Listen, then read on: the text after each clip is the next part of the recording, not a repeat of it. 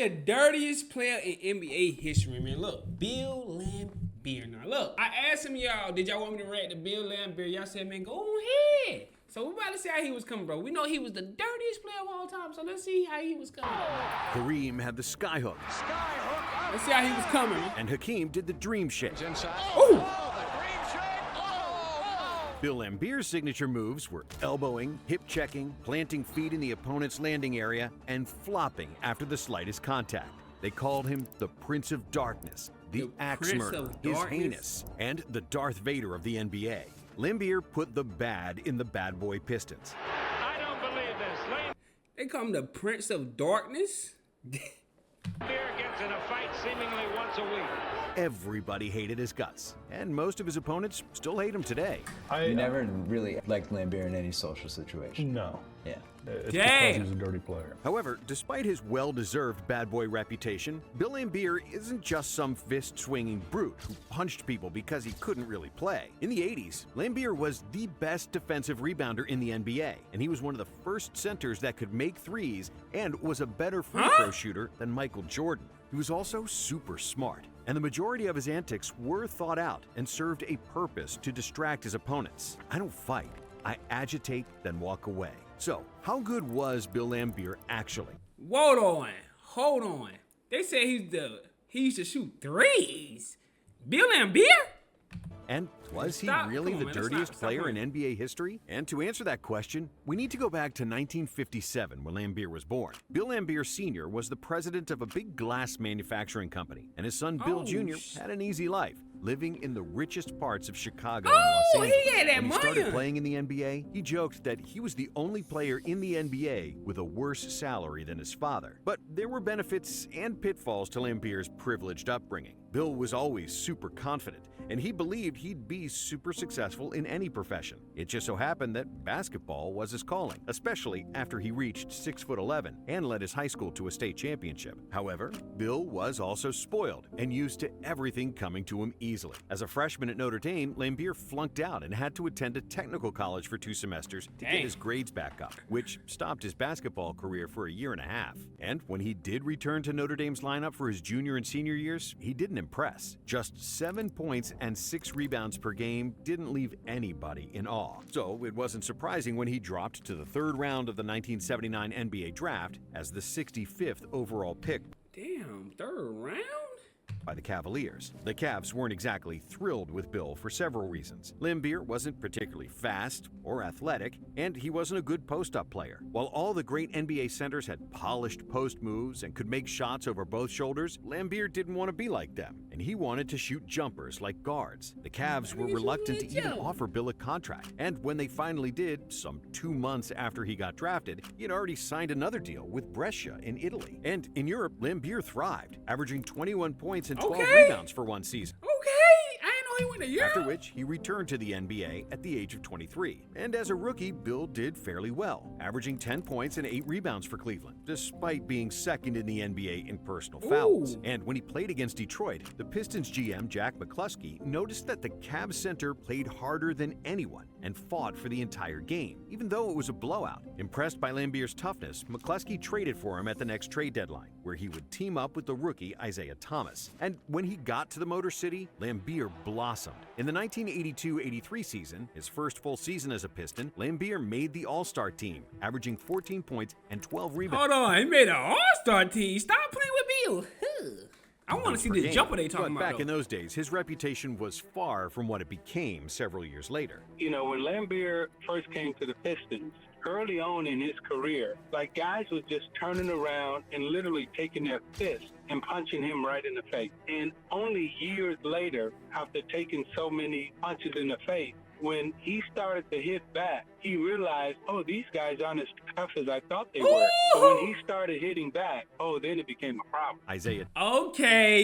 Now we talking my boy was dirty. Nah, y'all was punching in my face early on in my career, but when I start fighting back, I see that y'all boys not really tough. Oh, so now we learning history. I didn't know this.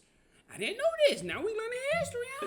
Tough as I thought they were. But when he started hitting back, then it became a problem. Isaiah Thomas said on the Bill Simmons podcast. And while you should take Isaiah's words with a grain of salt, because he's talking about his teammate of 13 years, there's definitely some truth to his words. But despite all the hits he took, Bill was a fierce competitor, and he didn't want to miss a single game. He missed just 9 games during his career, mostly due to suspension. Still, in 1984, Laimbeer was still not the most hated athlete in America, and the Pistons were this fun, up-and-coming team that nobody took seriously. But that would soon change, because that season, Chuck Daly became the head coach and immediately brought results. Detroit had the best offense in the NBA, and after 7 long years, they finally made the playoffs. Laimbeer was an all-star for the 2nd consecutive season, with 17 points and 12 rebounds per game, shooting an excellent 53% from the field and 87% from the free throw line. However, despite a great season, the Pistons lost in the first round to the Knicks and Bernard King, who averaged an unreal 42.6 points per game, which was the 2nd highest scoring average in a series ever at the time. And even though they lost, it was clear that the Pistons were on the rise. With a young team, 2 All-Stars in Thomas and Laimbeer just entering their prime, and a great head coach, the future was bright for Detroit. In 1985, they added Vinnie Johnson, who would prove to be a pivotal bench player, and the Pistons finally won in the playoffs for the first time since 1976, sweeping the Nets in the first round. To Jaminski, top of the key for the pop.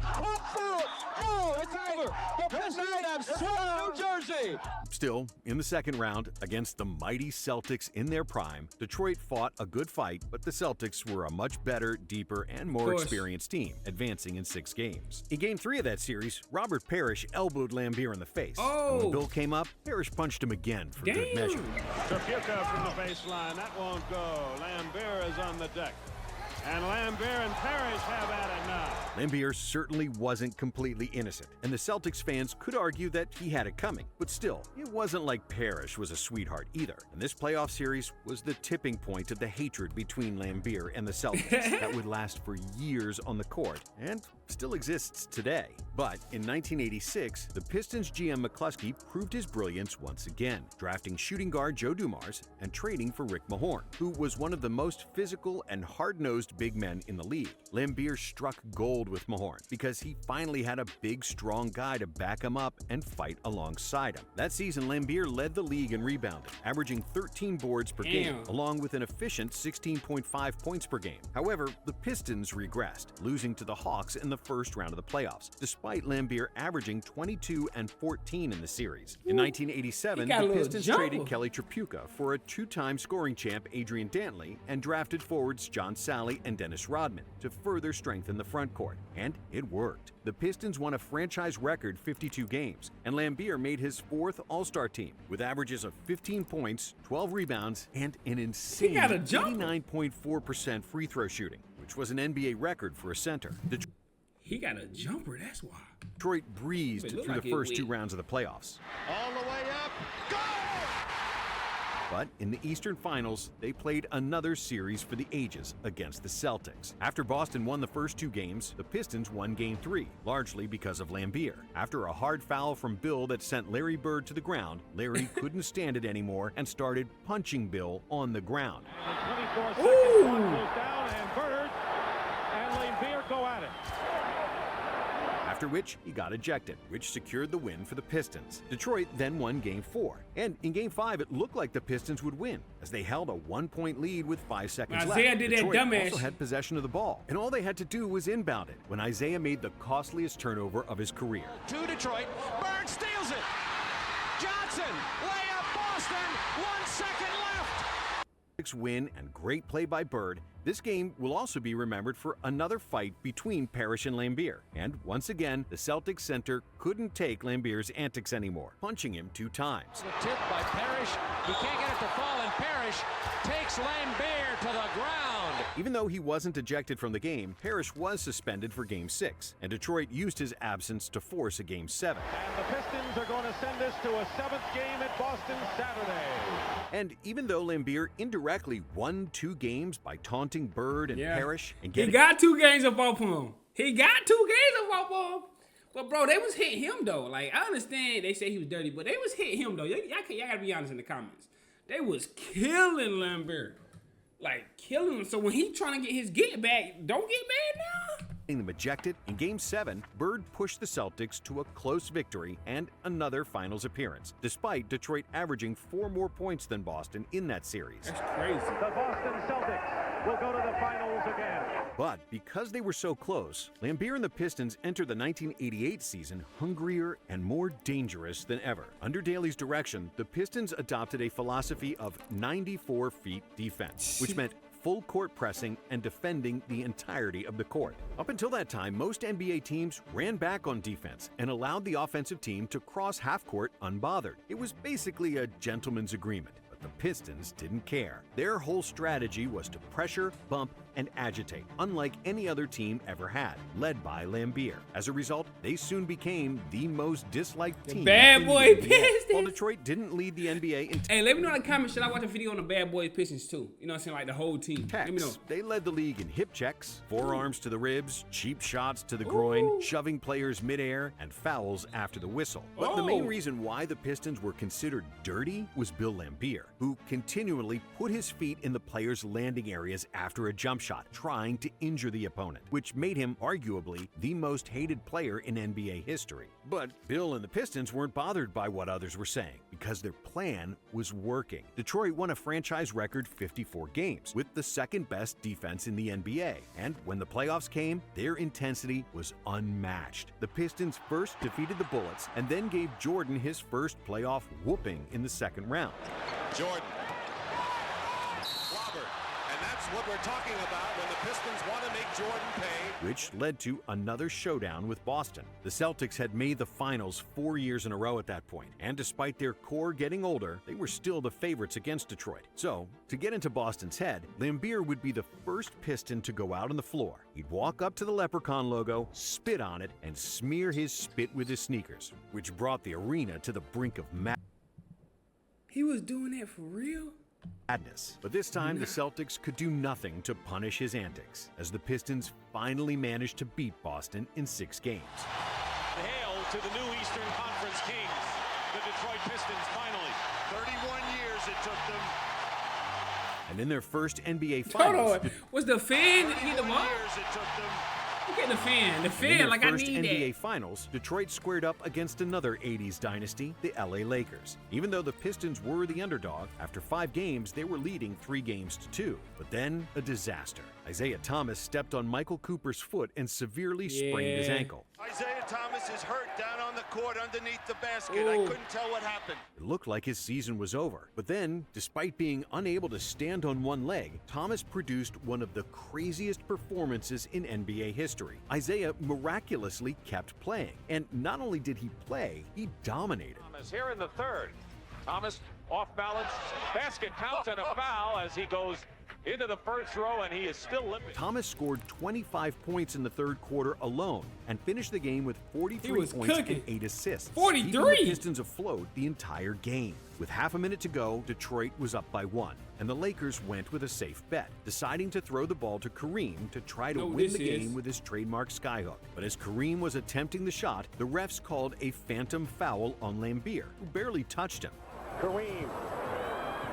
The old man goes up and misses the shot, but goes to the line with 14 seconds to go and a chance to They get the called Lakers that lead. foul? To make things worse, Kareem also traveled before the act of shooting. But the refs rejected all protests from the Pistons and sent Jabbar to the line. Kareem made both free throws, and the Lakers had the lead. And after Dumars missed a layup on the other end, Los Angeles survived and forced a Game 7. In the deciding Game 7, the Pistons again had a chance to win. But with the hobbled Isaiah, the Lakers survived their late attempts, and Detroit lost the championship. The game ends. The Lakers have won it again. After the NBA Finals, the NBA video They department call issued a a foul, bro. That was not no foul game.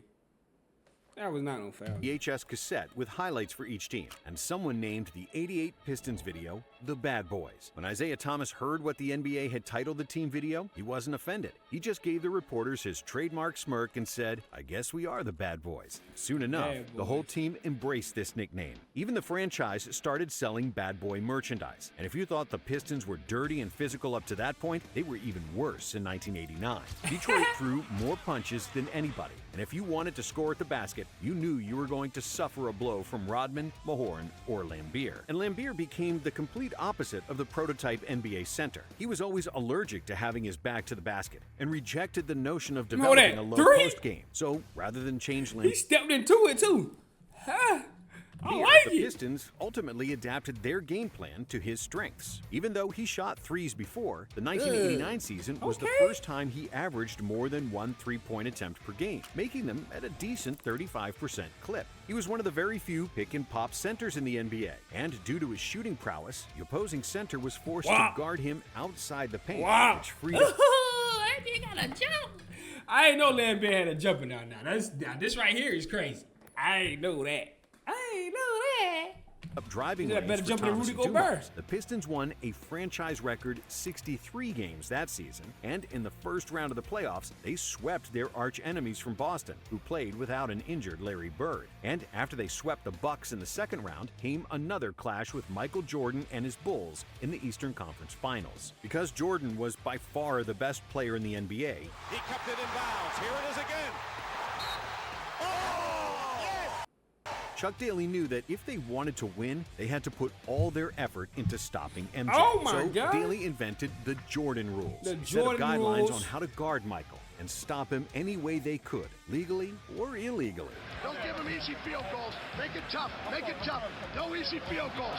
It's the only way we're going to get the lead back. No easy field goals. By the end of the series, Jordan probably ended up taking more licks than field goals scored, and the Bulls simply couldn't match the Pistons' aggressiveness. Detroit won the series in 6 games and secured another finals clash with the Lakers. And in the finals, Lady Luck finally smiled at Detroit. After Byron Scott got injured in Game 1, the Lakers also lost Magic Johnson in Game 3. And we have our first tie of the game, and Magic Johnson may have pulled a hamstring. And with Kareem being 41 years old, the Lakers didn't stand a chance. Rodman from Thomas. How about that pass? The Pistons swept them in the finals, and Dang. for the first time ever became the NBA champions. The Swept Pistons are the basketball champions of the world. In 1990, due to the expansion draft, the Pistons couldn't keep Rick Mahorn. But that only meant more minutes for Rodman, who won his first Defensive Player of the Year award. Despite his running mate Mahorn gone, Laimbeer continued to excel in extracurricular activities on the court, getting into fights with several opposing players, namely Charles Barkley, who hated Laimbeer more than anybody outside of Boston. And even though the Pistons were average in almost every statistical category, they played unselfish basketball and were willing to die for one another on the court, which resulted in 59 wins and another #1 seed. In the playoffs, they once again gave Jordan a beating, defeating the Bulls in 7 games to reach their 3rd consecutive NBA Finals. This time they played the Blazers, and almost every game in the finals was close. After 2 games, the series was tied, and in order to motivate his teammates before Game 3, Laimbeer deliberately ran over a photographer when leaving the tunnel. But because of their experience and tenacity, What? Huh? He did what? the Pistons beat the Blazers in the clutch of each game. And Laimbeer's 17 rebounds in the deciding Game 5 likely swung the series in Detroit's favor, and they won their 2nd NBA title. There's the shot. The Pistons are winners and still champions of the world. And even though Thomas was the finals MVP, it was really Laimbeer who got to the Blazers. Throughout the series, Portland's big men were so frustrated by Laimbeer's illegal screens, defensive charges, and not to mention his usual holding, grabbing, and kicking when the refs weren't looking, he completely threw them off their game. For the 1991 season, Laimbeer averaged 2 3-pointers per game, making them at 36% efficiency. However, his overall numbers started to decline. Detroit also lost a bit of steam, winning only 50 games in the regular season, and barely winning their first 2 playoff matchups against Atlanta and Boston. Still, the Pistons reached another conference finals against the Bulls. Yeah, This time, Jordan and Chicago were ready for the Pistons' aggression and cheap fouls. They were younger, hungrier, and better, sweeping Detroit 4-0 and announcing the start of their dynasty. Before the final game was over, Laimbeer and the rest of the Pistons left the bench and walked past the Bulls in silence, not shaking their hands. It was one of the most memorable team decisions in NBA history, universally hated everywhere. Man, fuck the Bulls, man. We walking out, we ain't shaking nobody's hand, man. I'm standing with Isaiah Thomas, man. I'm standing with Zeke on this one, man. I don't know why they do it though. Anybody know the real reason why they didn't shake their hand? They didn't just like the Bulls like that, bro. Did they want to catch traffic? Like why they? Isaiah said, man, I ain't shaking none of y'all hands. In silence, not shaking their hands. It was one of the most memorable team decisions in NBA history. Universally hated everywhere outside of Detroit. Pistons wasting no time in getting out of here. They left the bench, although there's 7 and 9, 10 seconds remaining. The Pistons just left. And that Pistons walk-off was also symbolic because it was the beginning of the end for the Bad Boys. In 1992, the Pistons lost in the first round. And in 1993, they didn't even make the playoffs. And as their careers were reaching an end, at the beginning of the 1994 season, the longest tenured Pistons, Thomas and Laimbeer, had a big fight. Laimbeer fouled Isaiah hard in a practice for the second time in 2 weeks, leading Thomas to punch Laimbeer in retaliation, breaking his hand in the process. Everybody in the NBA was thrilled. Scott Skiles said that Isaiah couldn't have picked a better guy to punch, while Clyde Drexler responded that Laimbeer was a cheap shot artist and that he won't ever change, even for his teammates. Karl Malone said that if he ever had to play like Laimbeer, he'd quit the NBA, which is pretty. Karl Malone, you got bigger and bigger problems to worry about, big brother. So stop. Be rich, coming from a guy who elbowed more people than anybody. However, Isaiah and Laimbeer were great friends, and they reconciled shortly after the incident. But in the aftermath of the punch, realizing that Isaiah's absence would kill the team's chances of making the playoffs and his own declining form, Laimbeer decided to retire 11 games into the season at the age of 36. So, how good was Laimbeer actually? And was he really the dirtiest player ever? No. The answer to the first question was given by Laimbeer himself. In one interview, he said that he always knew that he didn't have the talent of Kareem or Moses Malone, but what he had, he used to the fullest. Despite a minuscule vertical leap and fairly slow feet, Laimbeer combated that by becoming a master of positioning and anticipating, which made him an excellent rebounder and help defender. He's the third best free throw shooter ever amongst centers. He was a willing passer, and if he played in the modern era with more shooting, Laimbeer would certainly average more points. To Isaiah, trapped in backcourt, long lob to Billy. He'll square up and gun left wing. It goes! Bill Laimbeer has 10,000 career points. A four-time All-Star, Laimbeer became the 19th player in league history to amass more than 10,000 points and 10,000 rebounds. And his 25% defensive rebounding rate currently ranks 34th all-time. And as far as his dirty play, you're damn right that Laimbeer crossed the line sometimes. But Bill was always pretty honest and level-headed about that, too. My job was to make sure you focused on me and didn't mess with our guards. We're in the entertainment business, and you want to give the fans what they want. Yeah. If they want great plays, they look for Isaiah Thomas. If they want steady plays, they look for Joe Dumars. If they want comic relief, they look for me. Facts. Laimbeer was the perfect. Hey, listen, he knew his job. Other people don't know their job. He knew his job. You know your job, you good. For the NBA, an knew his job. anti-hero who the crowds loved to hate. But it's undeniable that he was popular and put butts in seats. A longtime Pistons announcer, George Blaha, said this: Laimbeer rarely hit anyone, he just drove them nuts. He delighted in getting under your skin. He constantly was trying to gain not only the physical edge, but also the mental edge. If he could make you lose your concentration, then he'd won, because he never seemed to lose his cool. And most of his opponents share the same sentiment, like Kurt Rambis. I respect the guy. He'll do anything, whether it's flopping to get a call or agitating someone to get them out of their game. You gotta give him credit. We're not out here to win popularity contests. Everybody tries to do a little holding, grabbing, intimidating. But I don't think he's dirty. He simply does whatever it takes to win. And whether you like Laimbeer or not, you gotta respect him. He was a millionaire from birth. I need that 40 jersey. He played every game like his life depended on it. Even though he threw a lot of cheap shots over the years, he received plenty back. And despite plenty of broken noses, cheekbones, and multiple other injuries, Laimbeer always showed up, missing just 9 total games in his entire career. 9 games is always crazy, ready to help bro. his That's teammates win insane. games. Was Bill the dirtiest player ever? Probably, but he's far from the only master in the dark arts. He just happened to be the best at it, and played in an era perfectly suited for his antics. But Laimbeer never really cared how he'd be remembered anyway. The only people I care about are my teammates, my family, and my friends. People can say whatever they want about the type of game I play, but there's no denying that I'm a winner. They have to say that I'm a winner. A winner. World champion. Thanks for watching. A winner and a world champion. I ain't gonna lie. I'm not gonna lie. Bill Laimbeer, I might gotta watch some more of Bill Laimbeer. I gotta watch some NBA players talk about him, some NBA legends or something like that, bro. Because Bill Laimbeer, bro, he had a jumper, bro. Do y'all think Bill Laimbeer was the dirtiest player of all time, bro? I think Draymond Green got something to say about that. Draymond Green, Karl Malone with them elbows, got something to say about that. I'm not gonna lie to you. You know what I'm saying? But he might be. Because he was doing some wild shit. I like Bill Laimbeer, though. I like it. I need me a 40 jersey. I'm not gonna lie to you. But look, man, like, comment, subscribe. I want to see more Bill Laimbeer on my channel. Let me know in the comments. And I'm showing this, man. No cap.